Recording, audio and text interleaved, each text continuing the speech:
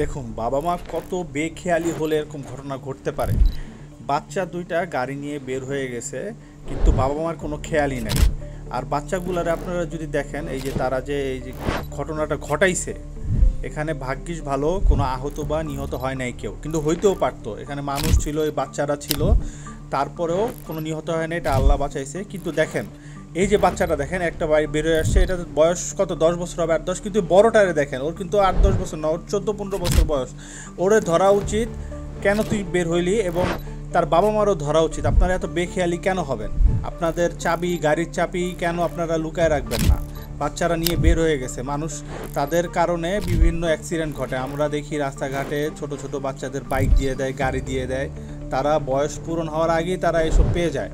এবং এটা আমাদের মনে হয় সমাজের একটা অবক্ষয়, এবং এটাকে নির্মূল করার জন্য এখনই ব্যবস্থা নিতে হবে।